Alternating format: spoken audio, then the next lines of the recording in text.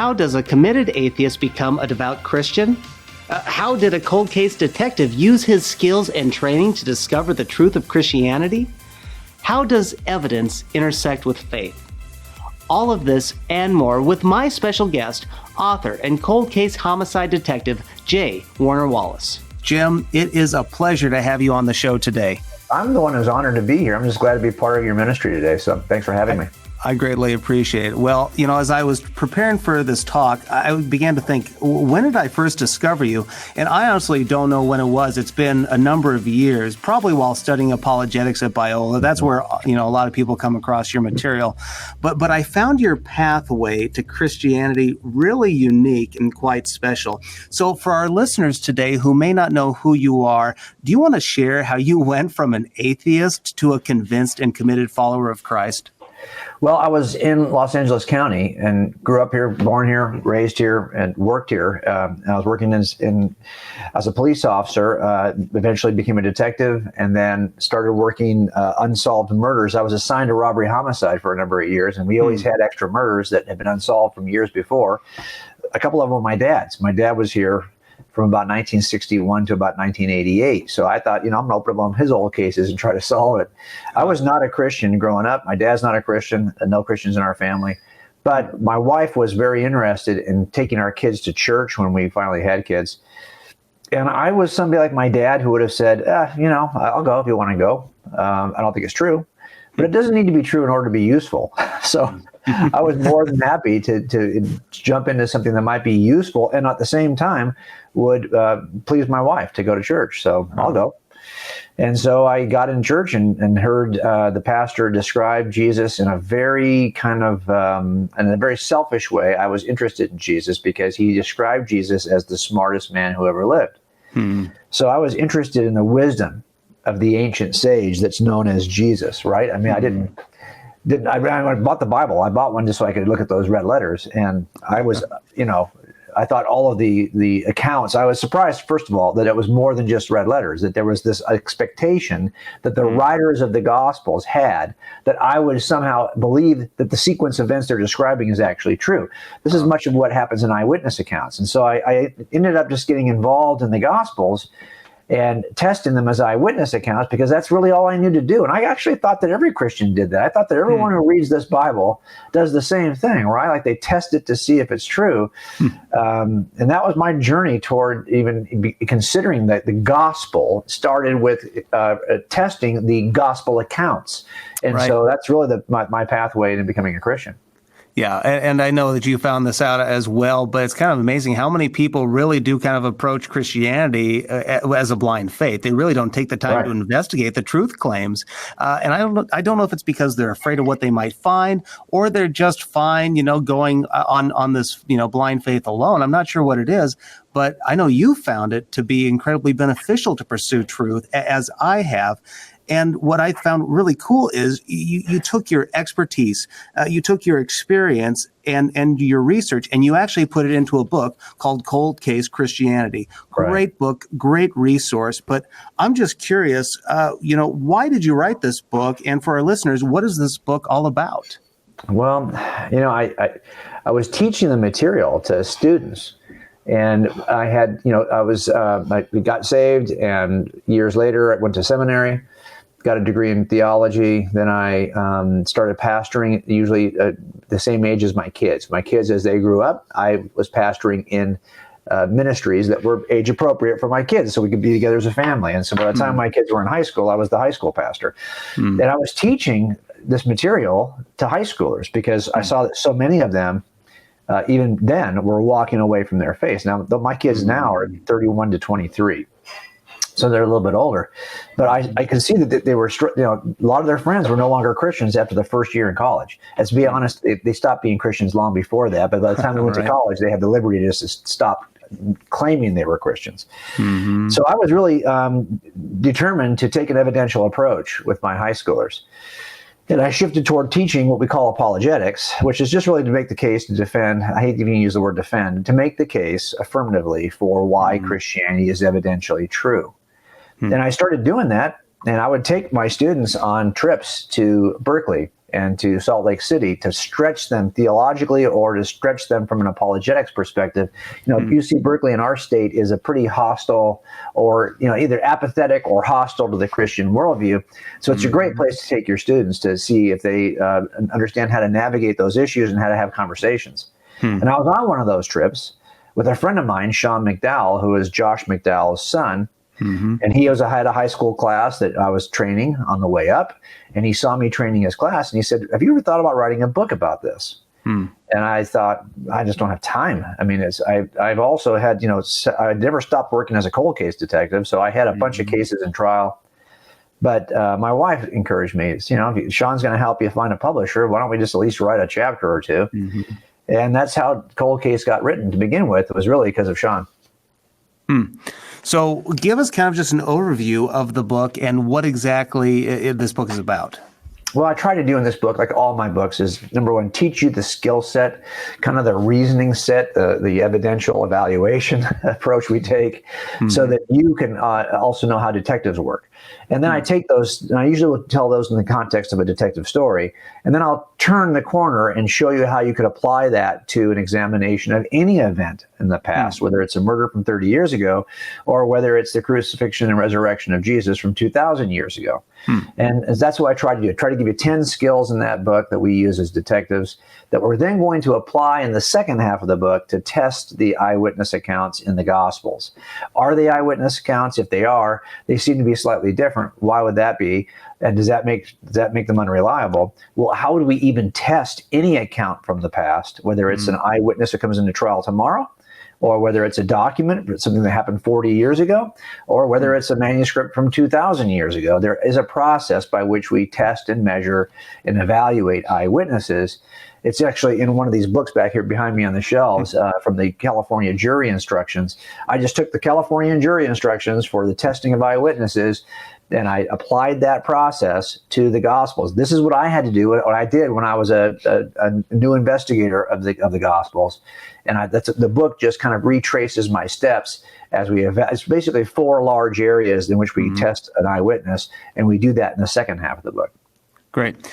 Well, it is one of those books that I highly encourage any person to pick up and work through. It's terribly helpful, as you just said, just for general reasoning, to think through different claims and different opportunities we have. So in this book, you said you lay out 10 principles that every aspiring detective needs to master. But as I said, they're really not just for aspiring detectives. They're just practical for anyone who wants to make a reasonable decision. Unfortunately, in our time today, we don't have time to go through all these principles. But again, that's why we would encourage our listeners and those watching to pick up this book. But I do want to talk about some of these areas that you cover in the latter half of your book. Sure. You talk about the importance of eyewitnesses. Okay. And in particular, in this book, you talk about the Gospels. So from your perspective and from your research, were the Gospels written early enough to have been written by actual eyewitnesses? And why does this even matter? Well, so this is one of the things we see in our criminal cases, right? That somebody might pop up and say, hey, I was a witness to something. This hasn't happened for 30 years. Or I open a case 30 years later, and then I see that someone says, oh, yeah, I was there. I saw something too. And they want to offer something. Well, the first test, of course, is, well, are they lying about whether they were there or not? Because, it's not unusual. The tricky thing about witnesses is sometimes people will lie and say things that aren't true. And we're trying to evaluate what is true. And so a lot of times they'll say something because they want to help out somebody in their family who's been accused of a murder, or they want to, maybe this is a high publicity trial. They want to be part of a high publicity trial. So they'll pop up and say they saw something when in fact they were not even there. And we have to spend a lot of time testing whether or not they were even there. Well, that's kind of what I suspected was the case with the Gospels. I mean, look, if you wanted to lie about Jesus, here's how you do it. You wait till everyone who is dead, who was there at the time, is dead, and then you can say anything you want. If it's 150 years after the fact, there's not going to be anyone around to fact check you.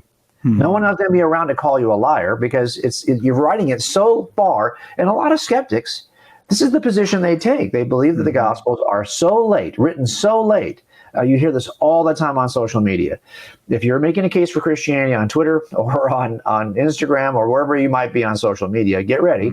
At some point, someone's going to say to you, these things were written 150 years after the fact, and we don't even know who wrote them, and the names that are on those Gospels aren't even the real names of the writers, blah, blah, blah, blah, blah. I needed to know up front, how early can I date these? Because clearly, if I'm going to write these 150 years late, that is a problem. You can't call them an eyewitness account, even though they might contain some truths. I need to know, was the writer available as an eyewitness? Now, some of this, they don't even attempt to be the eyewitness, or don't even claim to be the eyewitness. Like Luke, for example. Luke is the eyewitness during the book of Acts, and he even slips into first person. But when he writes his Gospel of Luke, he writes that saying, hey, I wasn't here for this. I instead spoke to the people who were eyewitnesses and servants of the word. And so this is the kind. So again, I can now test this to see, well, how is Acts written early enough that Luke could really have known these people and have really talked to the people who knew Jesus personally? Could he really have been an associate of Paul? Could he really have been an associate of Peter? Could he really have been an associate of James, the brother of Jesus? Could he have spoken to these people? That's going to matter to me. I think what you can do is you can kind of work backwards from Luke's book of Acts. There's a lot of stuff missing from the book of Acts that Luke should have included. The destruction of the temple, the siege of Jerusalem, the death of Peter, Paul, Barnabas, James, the brother of John. You name it. There's a bunch of folks who we know about when they died, and they are important players in the book of Acts. All four of those men were important players in the book of Acts, yet Luke never mentions their death, even though he mentions the death of a true nobody, James, the brother of John. Sorry, that dude, compared to the other four, is a nobody. You never hear what James did in the book of Acts, okay? James, the brother of John. But you do hear what James, the brother of... Wouldn't you include that death? If you're going to include the death of James, the brother of John, why wouldn't you include the death of James, the brother of Jesus? Well, if it didn't happen yet, if it hadn't happened when you're writing the text, and none of those deaths started to occur until about 61 AD, well, then you can't write about it. The fall of Jerusalem is around 70 if it hasn't happened yet. So that means I'm tentatively placing the date of Acts at around 60, and I think you can actually move it earlier, but I'll place it at around 60. And now by the way, we're already within the lifetime of eyewitnesses. And you might think, well, wait a minute. 30 years later, you expect me to believe that somebody recalls something true.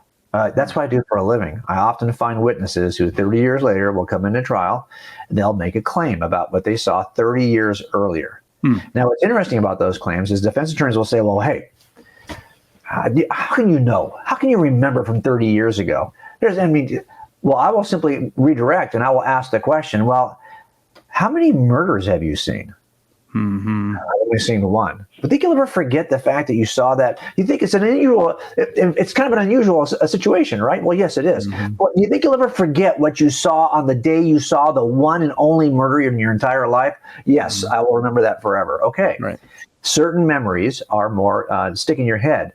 And by the way, when I'm working with a witness who comes into trial 30 years later, there's a good chance that witness really hasn't shared that information all that much with that many people.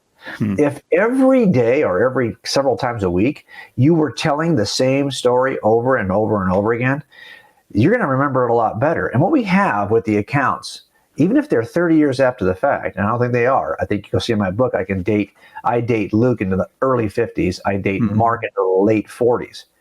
And so if you look at that, even if you said, well, 10, 15 years have gone by, well, yeah, but don't forget, these folks transmitted this information orally. From the minute Jesus ascended, as they were commissioned as eyewitnesses, from the first pages of the book of Acts, they were telling the stories of everything that Jesus taught and did and how he rose from the grave.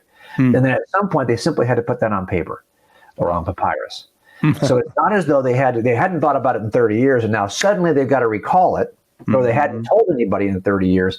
We're in an oral tradition in the earliest centuries, and these folks repeated their claims often and wrote the Gospels within the lifetime of people who could have debunked them, who could have said, hey, I knew Jesus, and he was none of that. The early dating of the Gospels goes a long way toward validating the Gospel, but for me, it was only one part of 4 issues that had to be examined. Wow. Well, you're listening to the Hard Questions, Real Answers podcast from Back to the Bible. And again, joining me today is author and cold case detective J Warner Wallace. And here we are talking about Jim's book, Cold Case Christianity. And you just talked about the importance of eyewitness testimony, but there's also the importance of corroboration with outside sources and evidence. Yeah. Is there any of this for the claims of the gospel writers? Well, people ask me that all the time, and I get it. And I'm glad they ask. But the assumption in the question is, I can't trust anything that's from a believer of Jesus or a follower of Jesus. So if you've got these 4 accounts, okay, we can't trust them. We're going to need something other than them. Now, I think it's important to corroborate, and we can corroborate the Gospels either internally or externally. But sometimes people really want a non-Christian account that's early enough to be, look, if you're looking for somebody who didn't start off as a believer, okay, who's not a believer, and he's going to write something about Jesus, there actually is one of these. It's in the Gospels. I'll tell you, if you think about it, the disciples of Jesus, it wasn't as though they weren't looking for a Messiah. Of course they were. Most of them were the disciples of John the Baptist. And they had heard for years, as the disciples of John, that there's a Messiah coming. And then John points them to Jesus and says, there he is, the Lamb of God who takes away the sins of the world. And John's disciples leave John to join Jesus. So I can understand you're saying, well, look, this is kind of like they're from the inside. They're the group that already thinks this is true before they even start. But there's one of these guys is not in that group. He's not part of John's disciples. He's a tax collector who is reviled by his own people.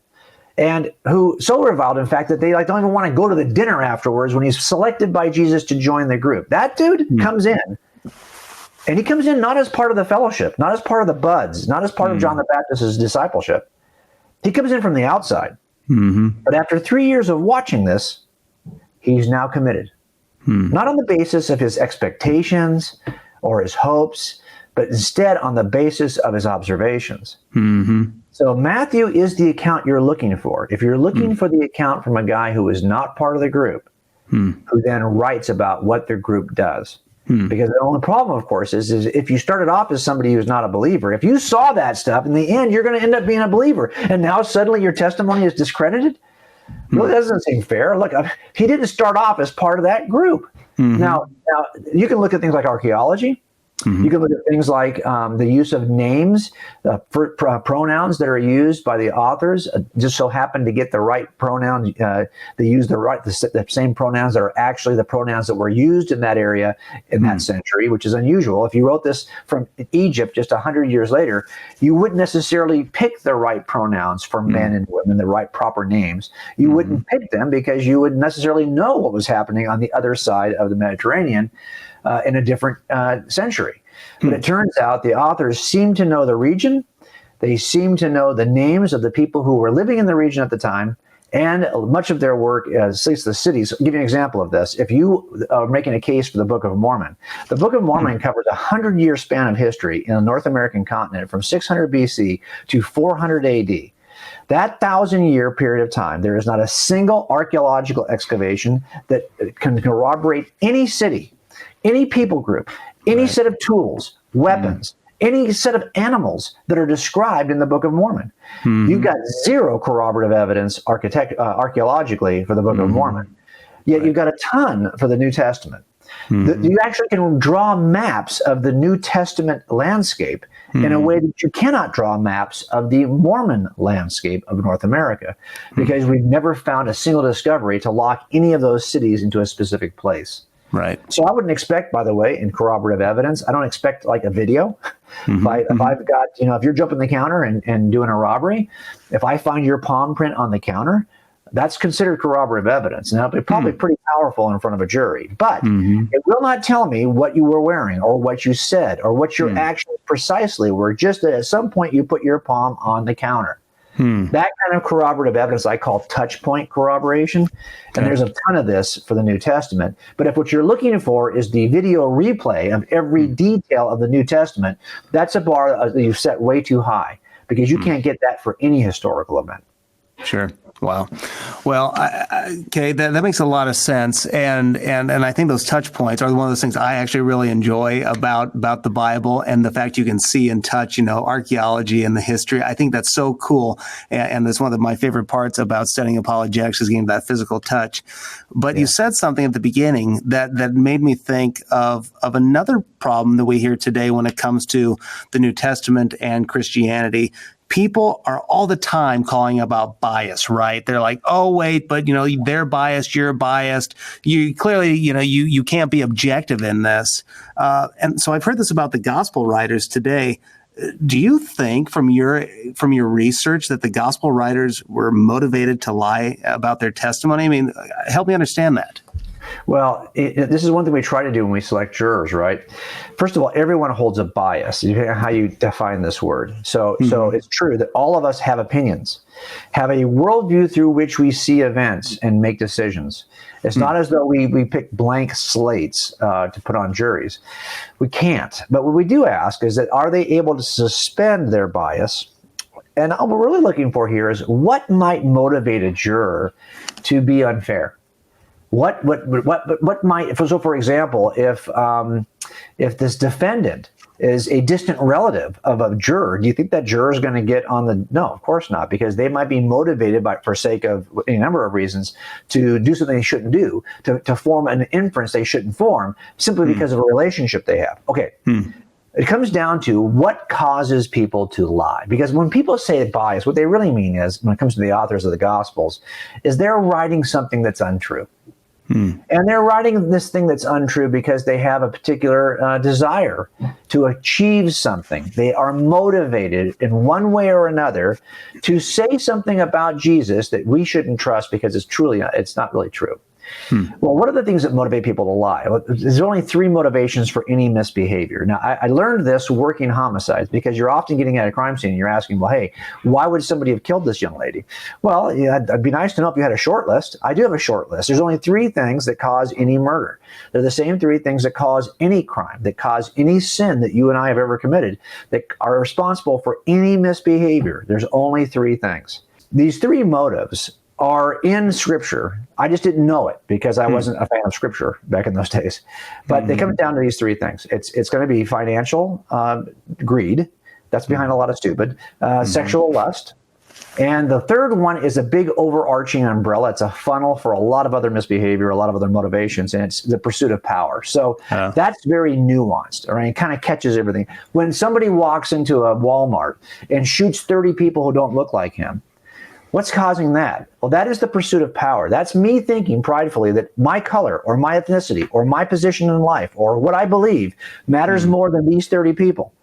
That's a pride issue. That's a power issue. That's a respect and authority issue. When one gangster shoots another one because they were disrespected across the room, that is a pursuit of power issue. So these things kind of are umbrellas that catch a lot of other misbehavior. And the reason why I think that's important to understand is because if we're suggesting that the gospel authors are lying about this, then what's causing the lie? What motivates this kind of misbehavior? Well, I already know. It's going to be financial greed, sexual lust, pursuit of power. That's it. So where is it that these disciples are gaining something? And I think that most people intuitively understand that these are the only. I'll give you an example of this. Bart Ehrman, who's a pretty well-scholared skeptic, I think his view is that it's the pursuit of power. It's this idea that if I claim these things to be true, that I become a leader in a religious community in the first century, whereas before I was just a fisherman. Or before, I can see the motivation in that, right? I will now be the respected apostle with the title apostle, whereas before I was just nobody. Well, okay, so that'd be one thing if Peter wrote most of the New Testament, but he didn't. And no fisherman wrote most of the New Testament. It turns out most of the New Testament was written by a guy named Paul, who had everything that you think he's already a position of power and authority and respect as a religious Jew in a much larger community that had much more power in that day. He had the power, in fact, to draw up papers to execute Christians. So you're telling me he jumps out of that position to strive for the next 30 years, getting beaten up all over the known world, to hopefully get back to the position he started off with a larger group that was more influential within the Roman Empire? By the way, they were at that time. And They both were distrusted, but Jews were distrusted slightly less than Christians in the early centuries of the Roman Empire. Yeah. So tell me, is it possible? Yeah, anything's possible, but it's not reasonable. And so the problem I have with the claim that this is all elaborate conspiracy or a lie is that it lacks proper motivation. And the fact that these folks were willing to pay with their lives. And I'm not like everybody else. I'm not going to jump in and say I'm certain that every single one of them died a martyr's death exactly as Christian history describes, because I think some of those descriptions are more reliable than others. But I do know this. In a generation of Romans and government leaders that sought to have Christians deny their God, recant their claims, we have no ancient source in which any of the apostles ever recanted their claims. Nobody who claimed to be an eyewitness of Jesus ever later said, even if tortured, that they would recant their claims. Now, look, you and I might say we would die for what we believe as Christians. That would have zero evidential value, zero, because lots of people die for what they don't know is a lie. Right. But this is the one group that would know if it's a lie. They're in a completely different category. The death of the eyewitnesses is far more evidential value than the death of the students of the eyewitnesses who never knew Jesus. So I think that the death of those 12 at least has some evidential value we should consider. Right. Yeah, it is fascinating to actually look at the data, look at the evidence, and make the most reasonable conclusion. That seems to be the best way to go. Not just look at possibilities, not just look at, what could have happened, but what is the best explanation. And I think when you look at what you just said alone, just look at the fate of the apostles, just Paul alone right there, I think that gives us enough reason to take it seriously that Christianity is in fact true. Well, Jim, you've given us a lot to think about, and there is so much more that you write about in your book, Cold Case Christianity. If one of our listeners or those watching would want to pick up a copy of your book or just learn more about you and your ministry, where do they go? Well, okay, in a self-serving way, they can go to coldcasechristianity.com. It's pretty simple. But what we really try to do there is offer as many free resources and videos, articles, PDF files you can download, MP3s, resources that will take you quite a way before you really even need to take another step. But of course, the most detailed explanation for what I just offered is in our book, Cold Case Christianity, and you'll see the link there at that site. Yep. Well, I highly encourage you to check out his website. You will drown in information. It has that much in there. And when he says it's free, it really is all free. Well, Jim, we appreciate your time. Thank you for speaking with us, and we look forward to having you on the show again. Hey, thanks for having me. I appreciate it. Thank you for listening to the Hard Questions, Real Answers podcast. To learn more about our podcast, be sure you check out backtothebible.org. Also, if you enjoy our program, be sure to give us a rating and share us if you like us on your favorite podcasting app. Remember, ask the hard questions and only accept real answers.